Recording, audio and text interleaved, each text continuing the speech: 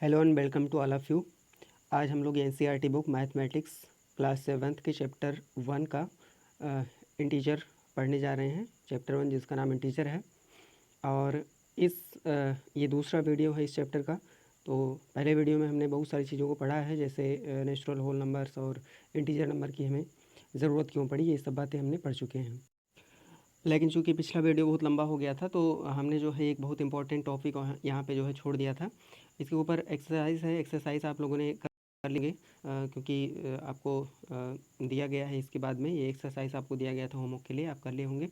लेकिन यहाँ पे जो सबसे ज़्यादा एक बहुत इंपॉर्टेंट टॉपिक यहाँ पे हमने छोड़ दिया था, क्योंकि उस टाइम वीडियो बहुत लंबा हो रहा था। तो आइए देखते हैं इसको। ये जो यहाँ पे ये टॉपिक है ये क्या है। तो यहाँ पे एक दिया गया है एडिटिव इन्वर्स। एडिटिव इन्वर्स क्या होता है ये हमको थोड़ा सा समझना है।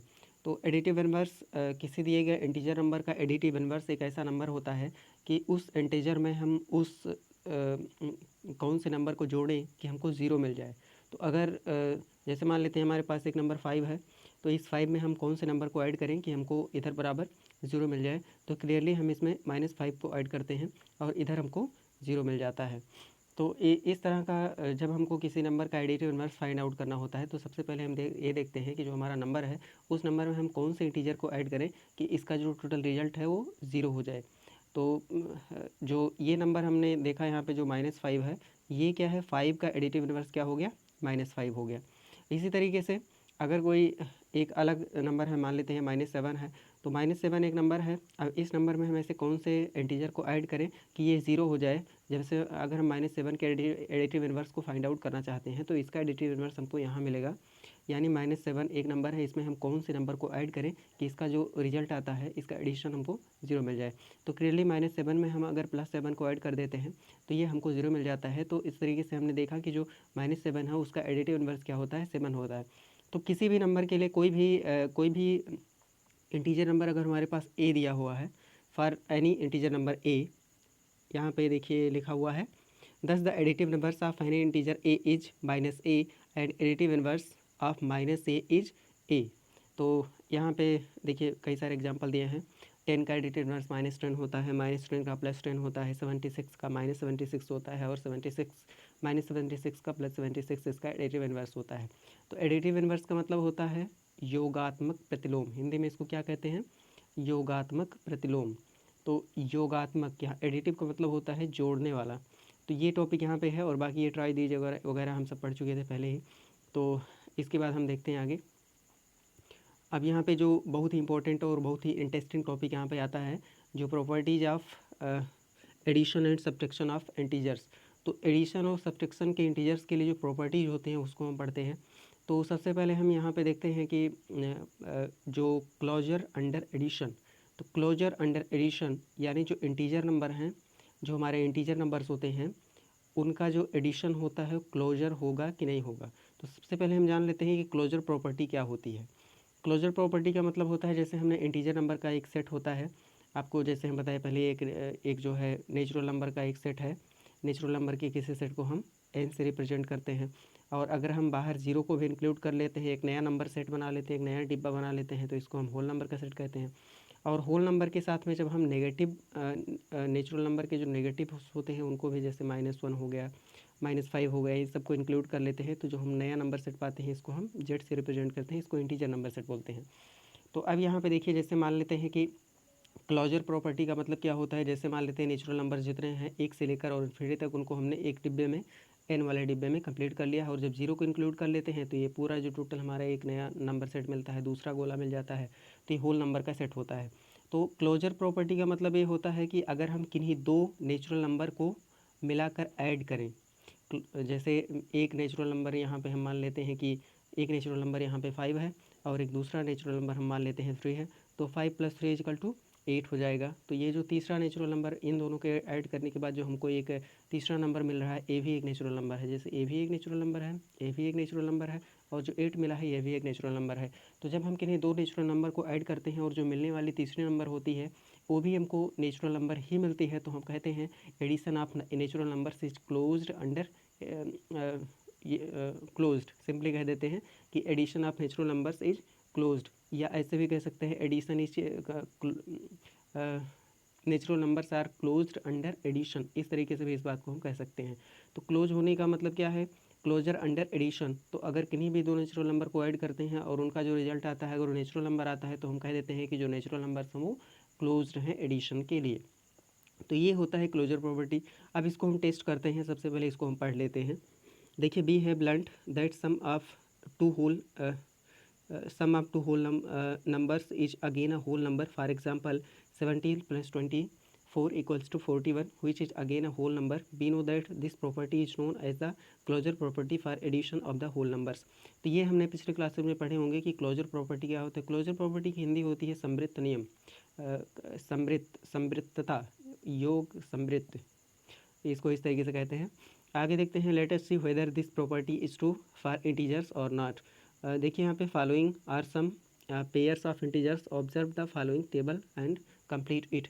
तो यहाँ देखिए 17 + 20 = 30, रिजल्ट इज एन इंटीजर। इसी तरीके से -10 + 3 को हम ऐड करेंगे तो यहाँ -7 आएगा, वो -7 चूँकि एक इंटीजर है।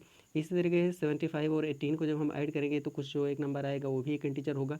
तो इस तरीके से हम देख लेते हैं कि यहाँ पे जितने भी नंबर्स हमारे दिए गए हैं इनमें सबको किसी भी दो इंटीजर को जो हम ऐड करते हैं तो आने वाला जो तीसरा इंटीजर होता है, जो इसका रिजल्ट आता है, वो ऑलवेज एक इंटीजर ही होता है। तो इसलिए हम कह सकते हैं integers are closed under addition, यानी जो क्लोजर प्रॉपर्टी है इंटीजर्स के एडिशन के लिए होल्ड करती है।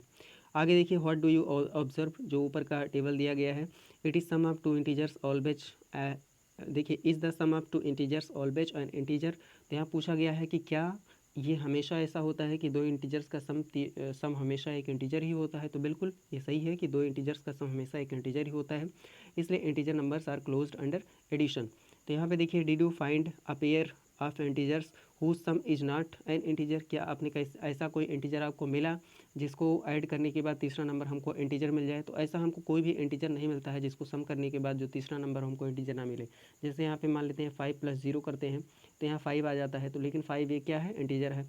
अब यहाँ 0 + 0 जब हम ऐड करते हैं तो 0 भी एक इंटीजर हमको मिलता है। तो इस तरीके से हम देखेंगे कोई भी ऐसा नंबर हम दो नंबर्स हमको नहीं मिल पाएंगे जिनको ऐड करने के बाद जो तीसरा इसका रिजल्ट आता है वो एक इंटीजर ना हो। ऐसा हमेशा होगा कि जब भी आप दो इंटीजर्स को ऐड करेंगे तो तीसरा नंबर हमेशा एक इंटीजर होगा। आगे देखिए, since addition of integers gives integer, since addition of integers gives integer, we say integers are closed under addition. तो हम क्या कहते हैं कि जब किन्हीं भी दो इंटीजर को ऐड करते हैं तो एक हम तीसरा नंबर भी हमको इंटीजर मिलता है, तो हम क्या कहते हैं, integers are closed under addition. तो जैसे यहाँ पे अगर आपसे क्वेश्चन एक पूछ लिया, show with an example that integers are closed under addition, तो हम क्या करते हैं, दो इंटीजर ले लेंगे। जैसे मान लेते हैं -3 ले लिए और हमने यहाँ पे 5 ले लिए, इन दोनों को हम ऐड करेंगे तो हमको क्या मिल जाएगा, -3 + 5 = +2 मिल जाएगा, या सिर्फ इसको 2 कहते हैं। तो 2 ये एक इंटीजर है, तो यहाँ पे हम इसको शो कर देते हैं कि जो एडिशन ऑफ इंटीजर्स वो क्या है, क्लोज्ड है। आगे देखिए, in general for any two integers a and b, a + b is an integer, ये ऑलवेज ट्रू होता है। तो ये हमको फैक्ट याद कर लेना है।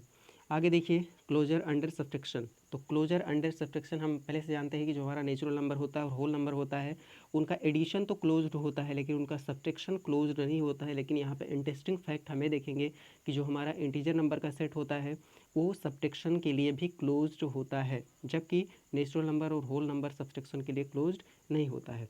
आगे देखिए, इसको हम रीड करना स्टार्ट करते हैं। What happens when we subtract an integer from another integer. जब हम किसी एक इंटीजर से दूसरे इंटीजर को घटाते हैं, सब्ट्रैक्ट करते हैं, तो क्या होता है।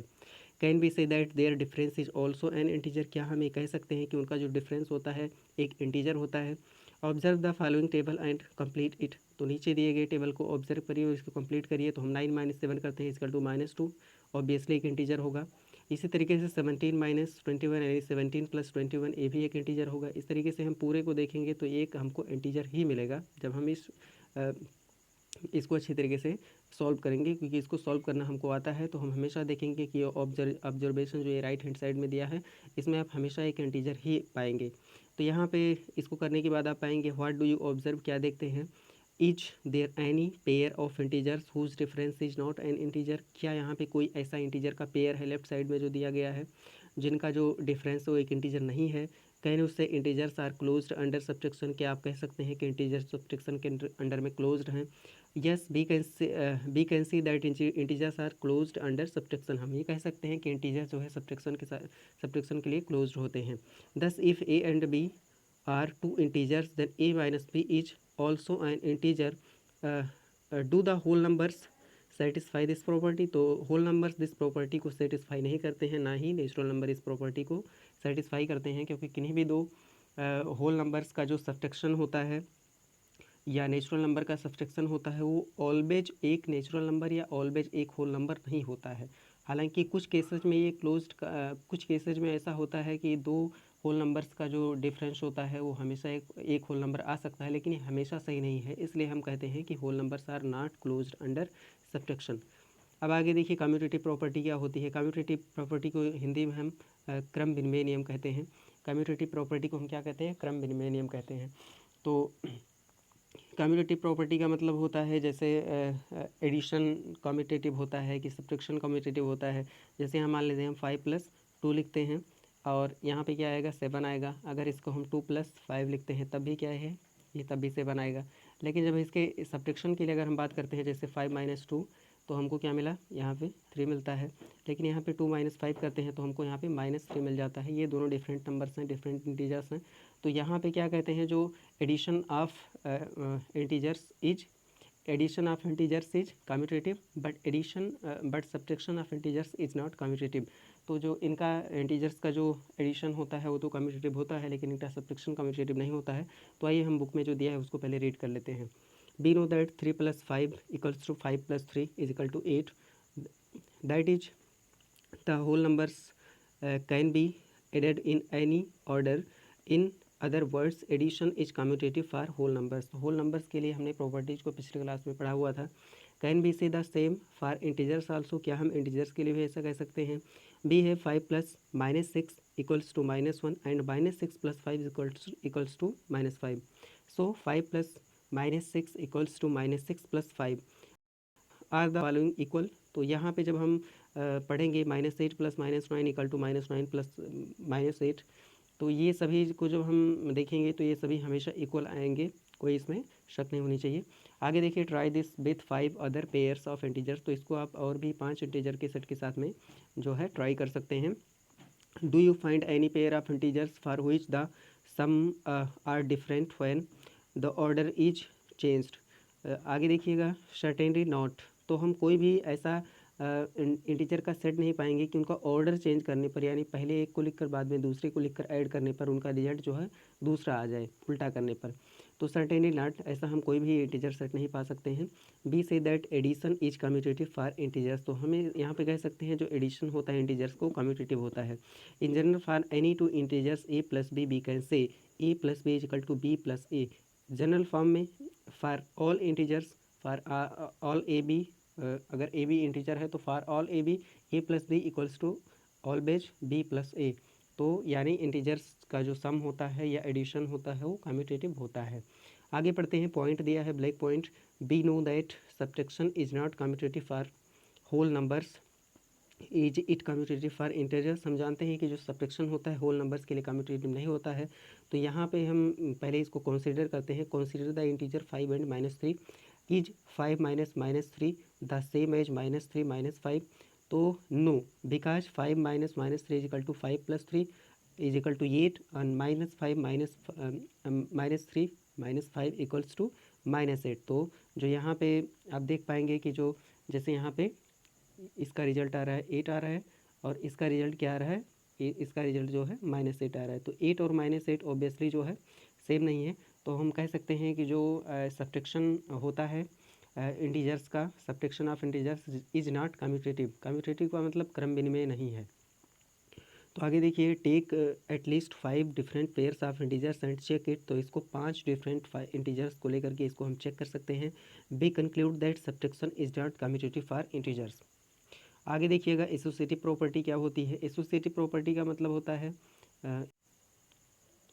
एसोसिएटिव प्रॉपर्टी क्या होती है। एसोसिएटिव का मतलब होता है हिंदी में, एसोसिएटिव प्रॉपर्टी को कहते हैं साहचर्यता का गुण। एसोसिएटिव प्रॉपर्टी को हिंदी में कहते हैं साहचर्यता का गुण। तो हम यहाँ पे पहले देखते हैं एसोसिएटिव प्रॉपर्टी क्या होती है। जैसे हम मान लेते हैं कि अगर कहीं पे हमको कोई एक नंबर दिया है 5 दिया है और प्लस 5 में हमको 5 + 3 है, तो 5 + 3 = कितना होता है, 8 होता है। अब हम आगे देखते हैं, मान लेते हैं इस 8 में हम क्या करते हैं, 8 में हम जोड़ देते हैं इसको हम 3 को जोड़ देते हैं, तो इसका मतलब 8 और + 3 = 11 यहाँ पे आ जाएगा। अब इसी को हम थोड़ा डिफरेंटली इसको देखते हैं क्या यहाँ पे आता है। यहाँ पे देखिए सबसे पहले हम क्या करते हैं, 8 और +3 को यहाँ पे हम ऐड कर देते हैं और उस 8 + 3 और यहाँ पे उसके बाद हम 5 ऐड करते हैं। तो पहले यहाँ पे 8 + 3 को हम यहाँ पे ऐड करेंगे तो ये कितना मिलेगा, 11 मिलेगा, और बाद में इसमें हम 5 को ऐड कर देंगे तो ये कितना मिलेगा हमको, ये 16 मिल जाएगा। अब हम थोड़ा सा बाद में देखते हैं दूसरी तरीके से। यहाँ पे जो हमको पहले 8 + 5 हमने जोड़ा था, तो यहाँ पे हम इसको देखते हैं 8 और जो यहाँ पे +3 था उसको हम अलग से जोड़ते हैं और यहाँ पे 3 और फिर यहाँ पे हम +5 कर देते हैं।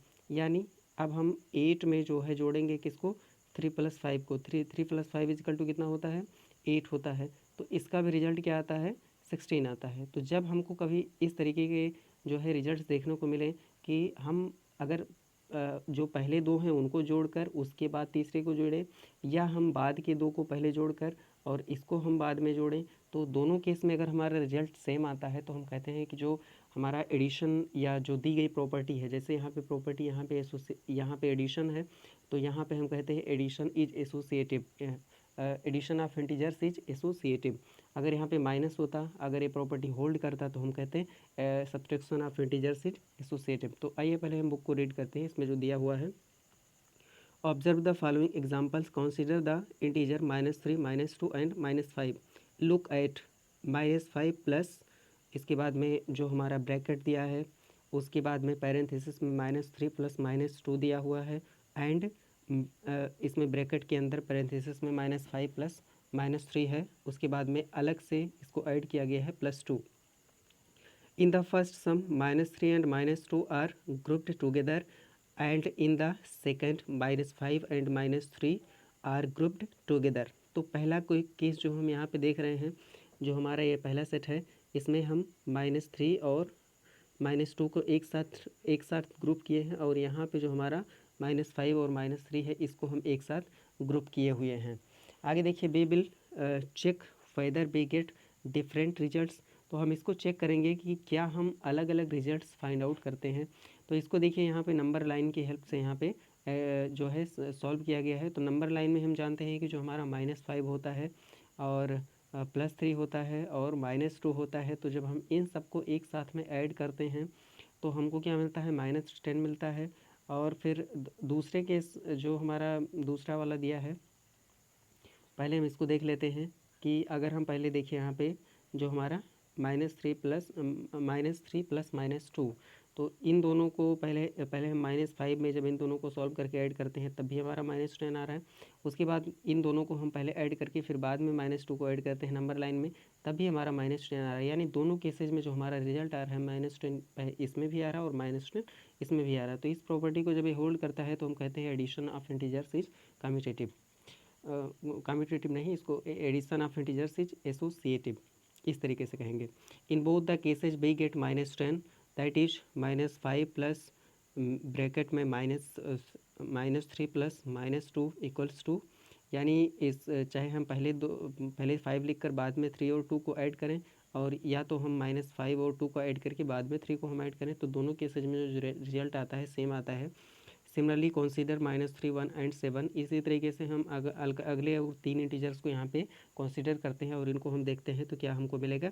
ये हम देखेंगे कि हमेशा सभी के लिए सेम आएगा, चाहे हम पहले दो को जोड़कर बाद में तीसरे को जोड़ें, और चाहे हम बाद के दो को जोड़कर तीसरे को, जो पहला है उसको हम बाद में दोनों को जोड़कर और पहले वाले को बाद में जोड़ें, तो हर केस में ये दोनों हमेशा सेम आएंगे। आगे देखिए, take 5 more each such examples, you will not find any example for which the sums are different.